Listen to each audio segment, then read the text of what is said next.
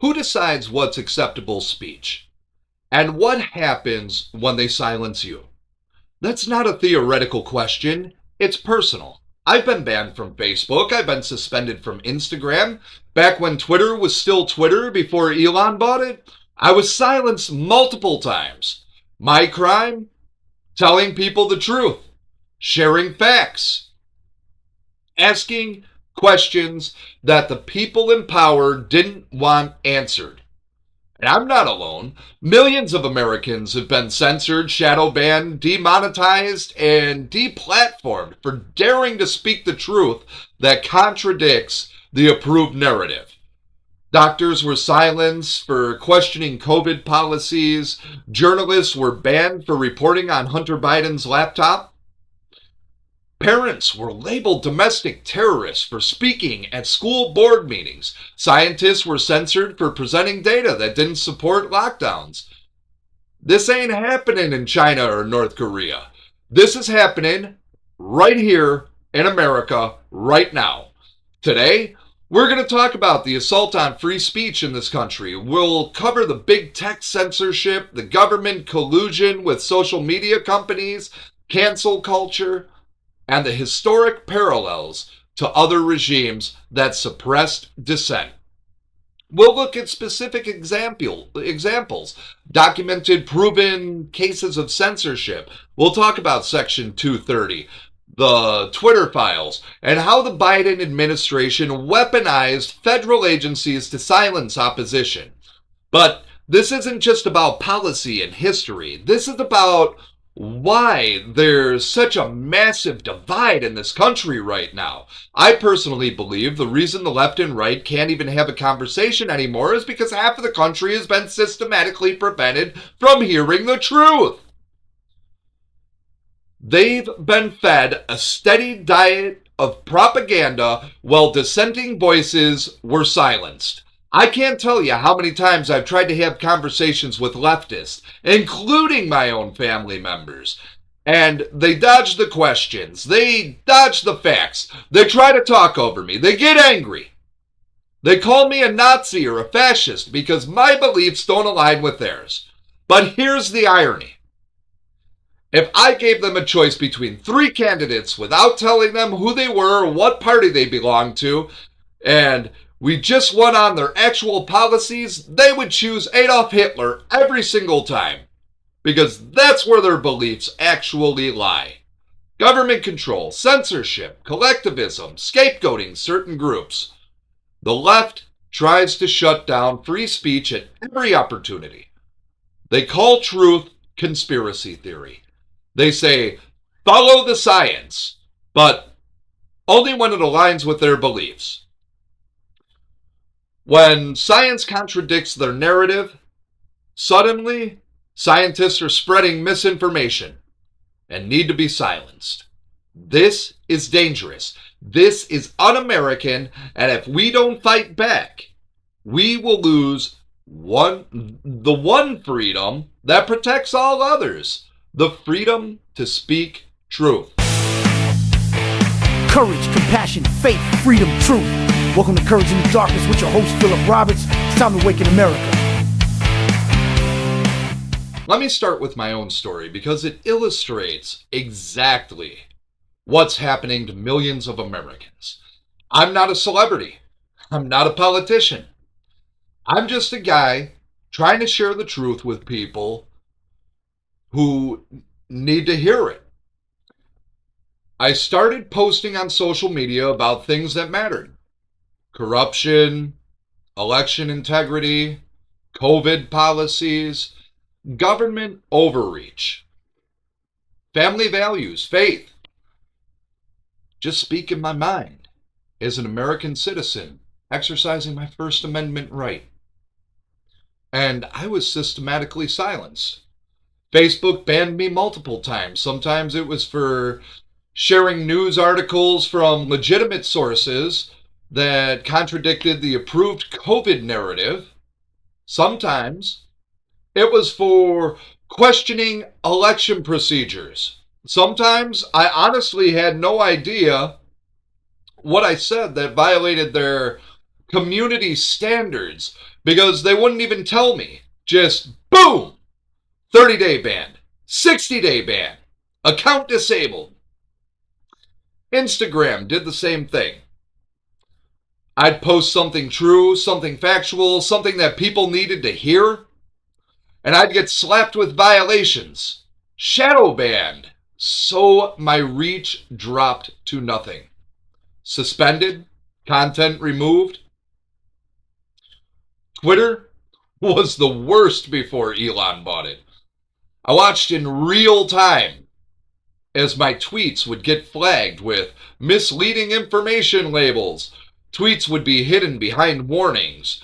My account would be locked for days or weeks, all for posting verifiable facts. And, here's what really gets to me. I wasn't posting hate speech. I wasn't calling for violence.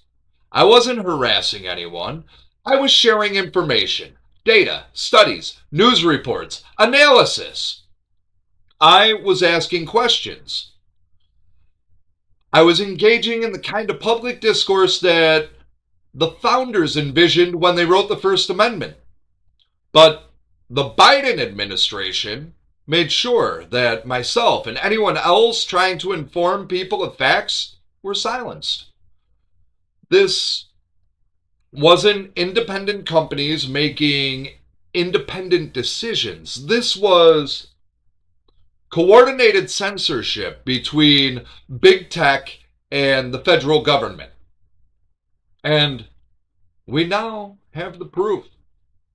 The Twitter files released after Elon bought the company showed exactly what was happening. Government agencies were sending lists of accounts to ban. They were flagging content for removal. They were pressuring companies to change their algorithms. Federal officials were in constant communication with social media executives, directing them on what speech to allow and what to suppress. That's not capitalism. That's not private company making business decisions. That's state-sponsored censorship, using private companies as proxies to bypass the First Amendment. Think about what that means. The government can't legally stop you from speaking. So, they get corporations to do it for them. They threaten regulation. They apply pressure. They coordinate campaigns. And speech they don't like disappears. This is why there's such a divide between left and right now. Half the country only gets one side of the story. They never heard about the Hunter Biden laptop because big tech suppressed it before the 2020 election. They never heard from doctors questioning COVID or the lockdowns because YouTube banned those doctors. They never saw evidence of election irregularities because Twitter labeled it misinformation. How can we have a functioning democracy when half the population is systematically prevented from accessing information? Let me give you some specific documented examples of big tech censorship. These aren't conspiracy theories. These are proven facts. In October 2020, the New York Post published a bombshell story about Hunter Biden's laptop containing emails that revealed corruption involving Joe Biden and foreign business deals. This was legitimate journalism from one of America's oldest newspapers, and Twitter immediately banned the New York Post's account. They prevented users from sharing the article. Facebook suppressed its reach using their algorithm.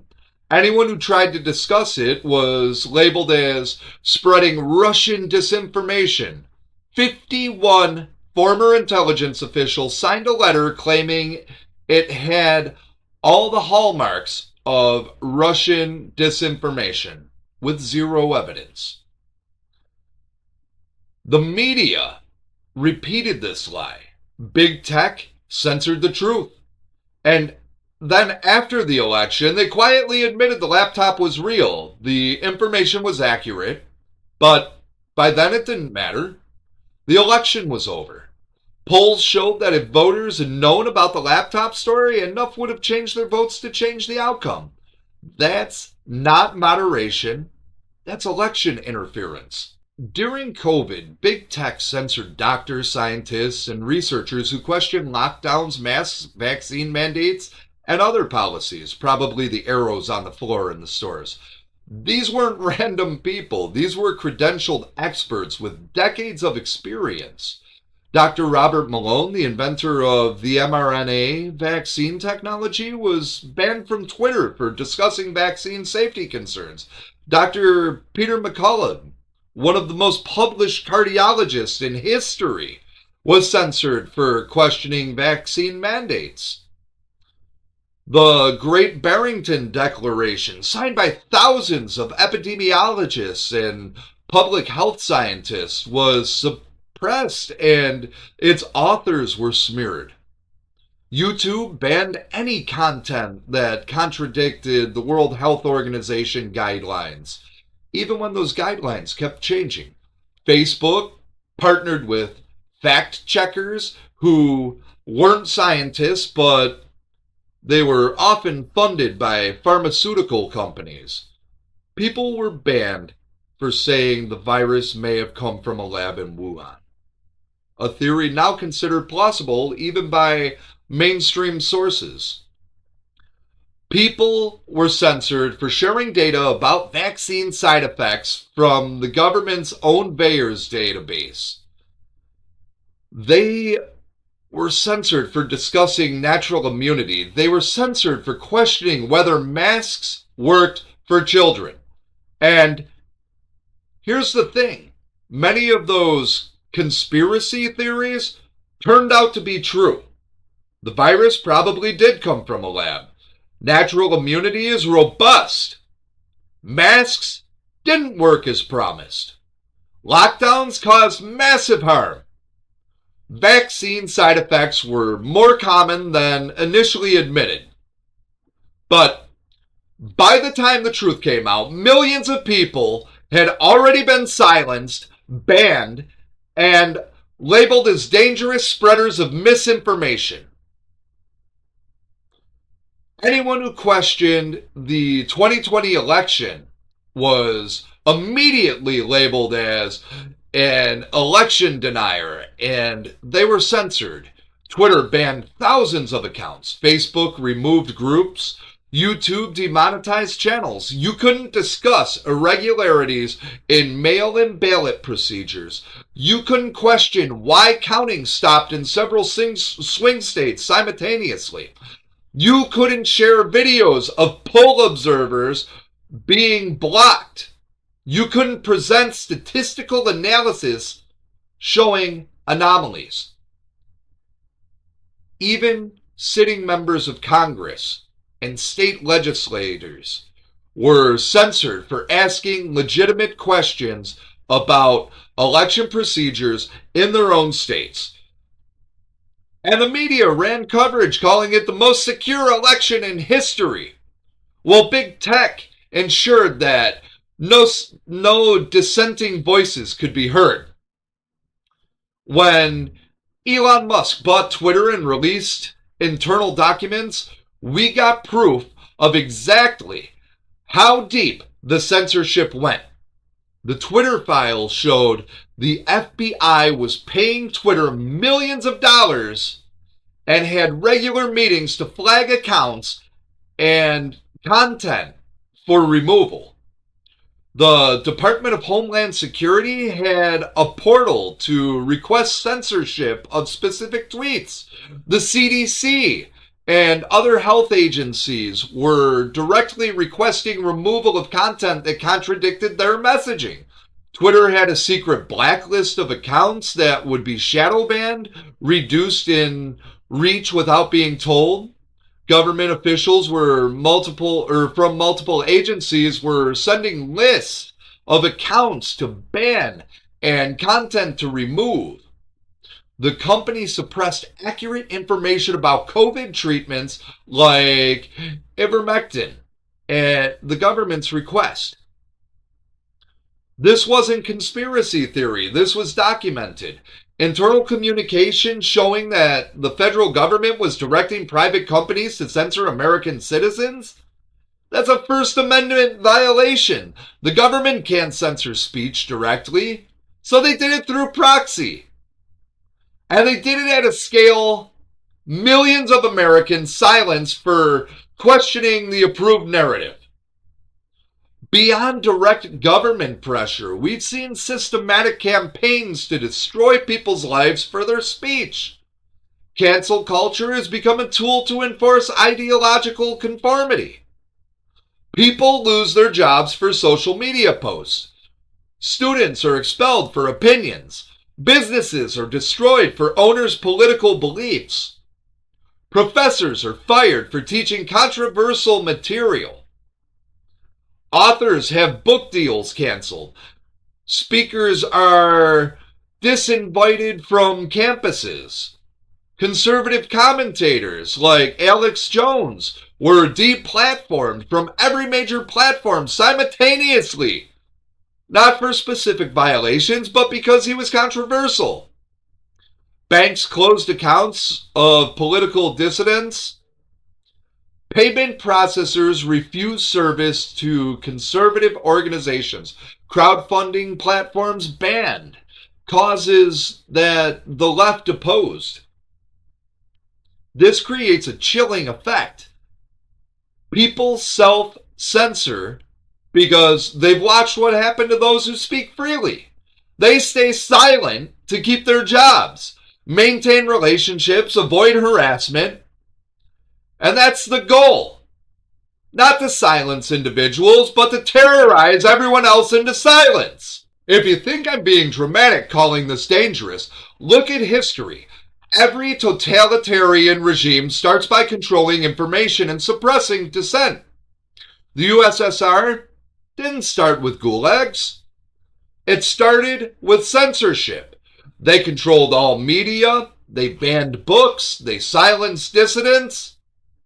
They labeled opposition as misinformation or counter-revolutionary propaganda. Sound familiar?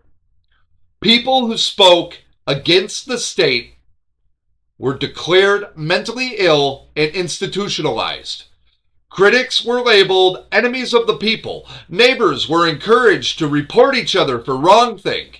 The state controlled what you could read, watch, or discuss. And anyone who challenged the narrative was erased, unpersoned, as Orwell would later call it. The Nazis didn't start with concentration camps. They started with book burnings. They took control of the media. They shut down opposition newspapers. They required journalists to join government-approved unions. They created lists of banned authors and artists. They labeled their opponents as spreaders of Jewish lies or enemies of the people. They created an environment where people were afraid to speak, afraid to question, afraid to dissent. And they used that control of information to shape public opinion, demonize their enemies, and prepare the population for atrocities. Modern China shows us what total information control looks like with technology. The Great Firewall blocks access to the outside information. Social credit scores punish wrongthink. AI algorithms scan messages for forbidden content. Dissidents disappear. You can't search for certain topics. You can't discuss certain events. You can't question the party. And if you try, you lose access to banking, travel, education, employment. This is what happens when governments and corporations work together to control speech. And now, America? We're not there yet, but we're sliding in that direction faster than most people realize. We have government agencies flagging speech for removal. We have corporations enforcing ideological conformity. We have social credit systems being built through ESG scores and debanking. We have people losing jobs and businesses for their political views. We have a two-tiered justice system where protests are called insurrections or peaceful, depending on the politics involved.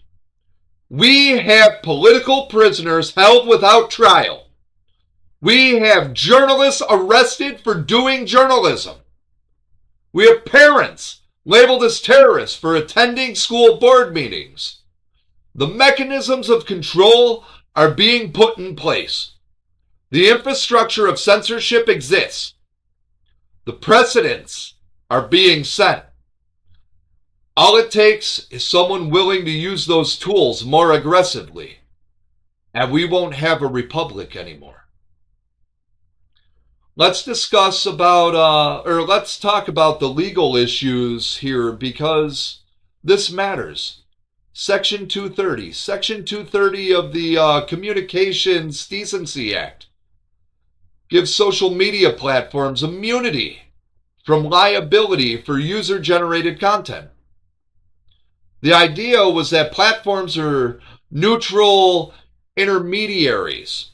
They're not publishers responsible for everything posted.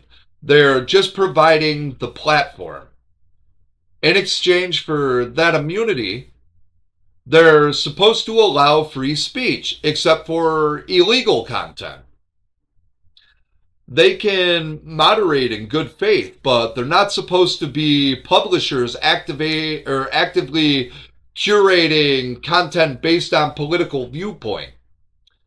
But that's exactly what they became.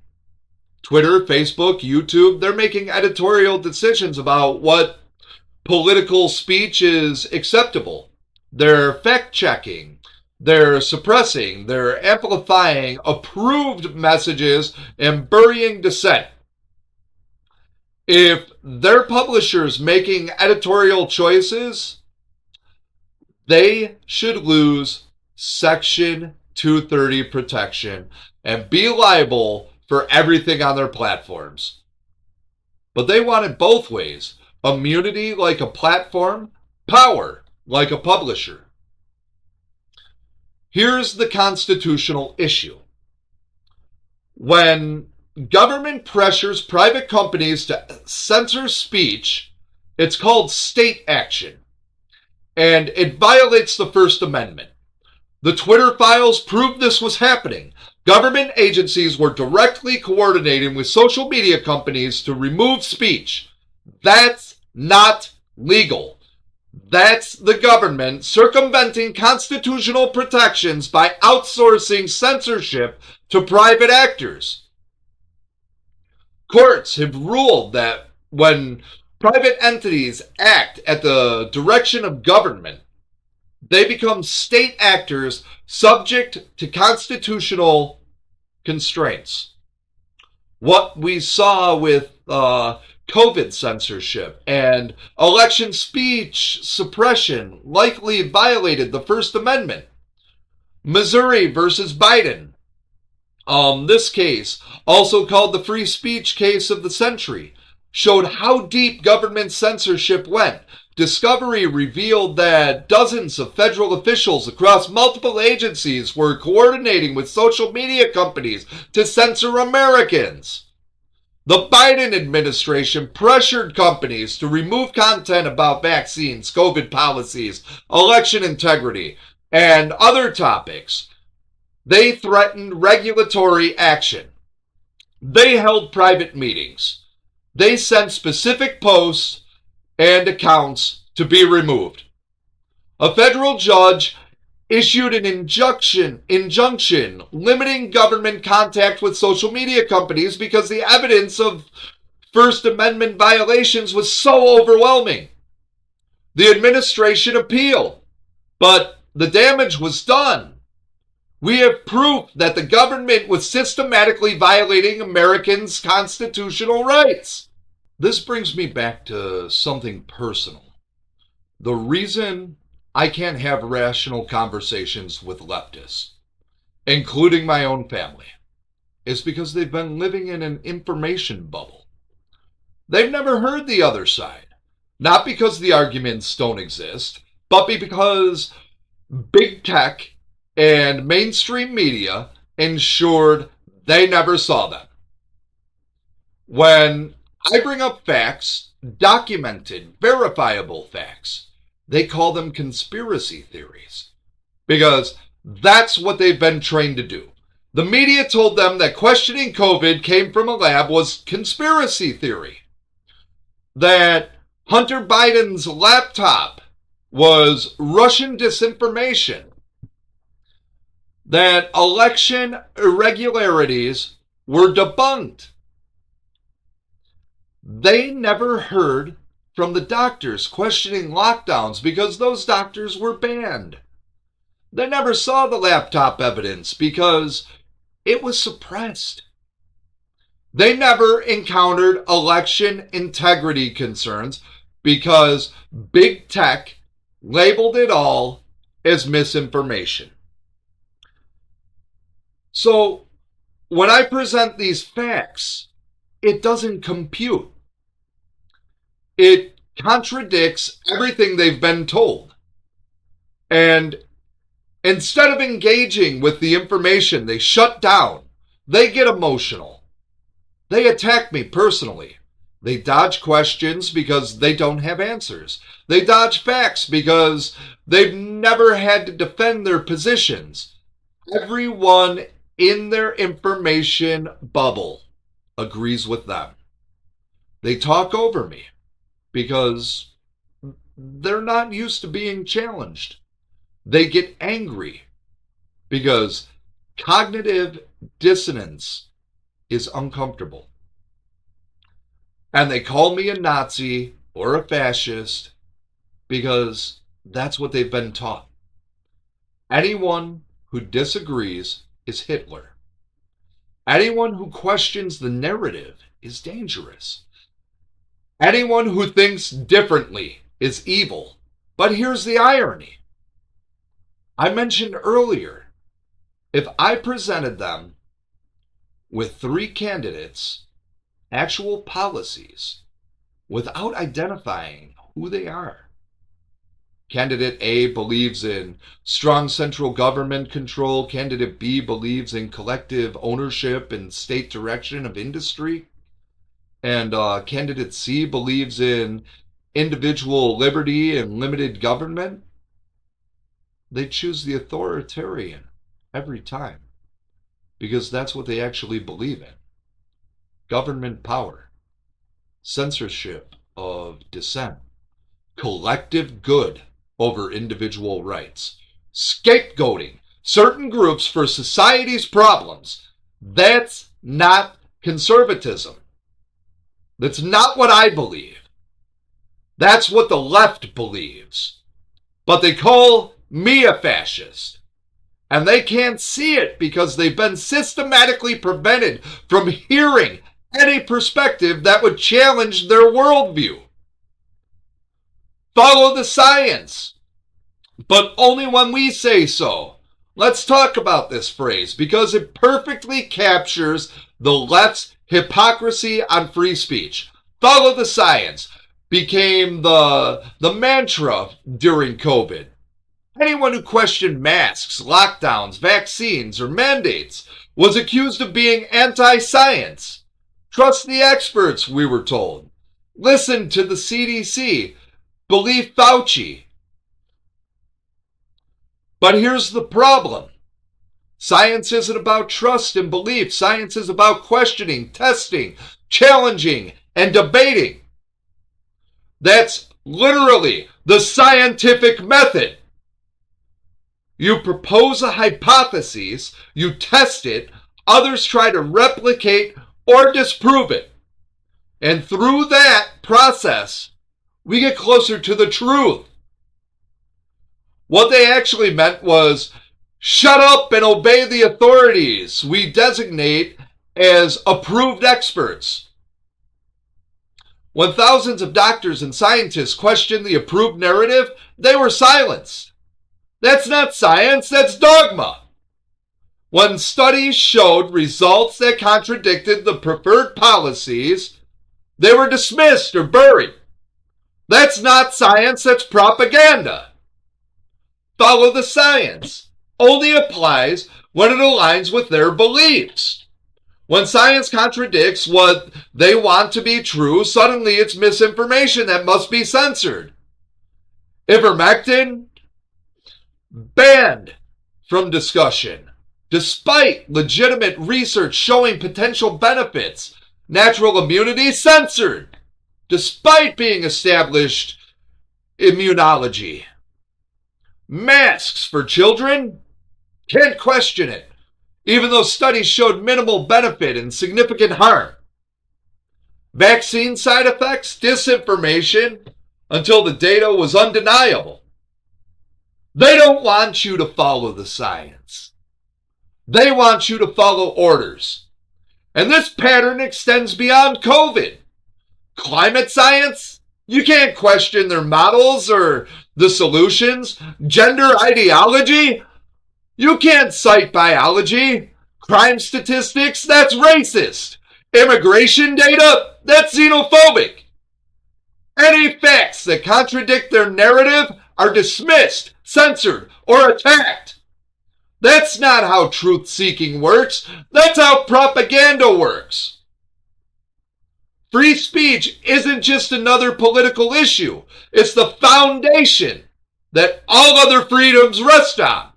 Without free speech, you can't practice your religion because someone else decides what's acceptable to believe and say. Without free speech, you can't petition for redress of grievances because criticizing the government becomes illegal. Without free speech, you can't have free elections because candidates and ideas can be censored. Without free speech, you can't have freedom of the press because only approved messages can be published. Without free speech, you can't have due process because you can't defend yourself or present evidence. Every other right depends on your ability to speak, to question, to dissent, to share information. Once speech is controlled, everything else falls. The founders knew this. That's why the First Amendment comes first. That's why it's written in absolute terms. Congress shall make no law abridging the freedom of speech, not some speech, not approved speech, not speech we like, all speech. They understood that the path to tyranny always starts with silencing dissent. They understood that free people must be able to speak freely, even, especially when what we say is unpopular or challenges those in power. And they understood that the moment you let government or corporations decide what speech is acceptable, you've lost freedom itself. So what can we do? What do we do? How do we fight back against this assault on free speech? First, use your voice while you still have it. Speak truth. Share information. Ask questions. Don't self-censor or censor. They want you afraid. They want you silent. Don't give them what they want. Secondly, support platforms that protect free speech. Twitter or X, under Elon Musk, has restored many banned accounts and reduced censorship. Rumble, Truth Social, Parler, Gab, these platforms exist specifically to protect speech. Use them. Support them financially. Help them grow. Third, document everything. I say that all the time. When you get censored, screenshot it, save it, share it, file complaints. We need a record of what's happening. The Twitter files only existed because Elon had the courage to release them. We need more exposure of what big tech and government are doing. Fourth, support legal challenges. Organizations like the New Civil Liberties Alliance, the Foundation for Individual Rights and Expression, and Alliance Defending Freedom are fighting censorship in court. Donate to them. Share their work. These lawsuits are crucial. Fifth, demand legislative action. Contact your representatives. Push for Section 230 reform. Support bills that protect online speech. Oppose laws that expand government power to censor misinformation. Vote for candidates who prioritize free speech. Sixth, teach your children the importance of free speech. They're being taught in schools that some speech is violence, that words can harm, that offensive ideas should be banned. Counter that. Teach them that freedom requires tolerating speech you disagree with. Teach them that the answer to bad speech is more speech, not censorship. Seventh, build alternative institutions. We can't rely on big tech to protect our rights. We need our own platforms, our own payment processors, our own infrastructure. It's happening, but it needs more support and participation. Eighth, don't comply. When they demand you to use certain pronouns, refuse. When they insist you affirm lies, refuse. When they require you to undergo DEI training that compels speech, refuse. When they punish you for speaking truth, make them pay a price. Sue. Expose them. Fight back. There's a cost to standing firm. You might lose friends. You might face professional consequences. You might be called names or attacked. But the alternative is worse. The alternative is surrendering the freedom that makes all others possible. Let me bring this home. Free speech is under attack in America like never before in our history. Government agencies, big tech, corporations, mainstream media, and cultural institutions are working together to control what we can say, what we can hear, and what we can think. This isn't happening in secret anymore. We've got the proof. We've got the documents. We have the testimonies. We know what they're doing. The question is, what are we going to do about it? I've been censored. You've probably been censored. People we know have been fired, banned, attacked for speaking truth. And it's only going to get worse unless we fight back. But here's what gives me hope. Truth is more powerful than lies. Always has been. Always will be. They can suppress it for a time, but it always comes out. The Hunter Biden laptop was real. COVID likely came from a lab. Natural immunity works. Ivermectin isn't horse pace. Election procedures had serious irregularities. All the things they censored as misinformation, most of it turned out to be true. You can't build a society on lies forever. Eventually, reality reasserts itself. And every time they get caught censoring truth, more people wake up.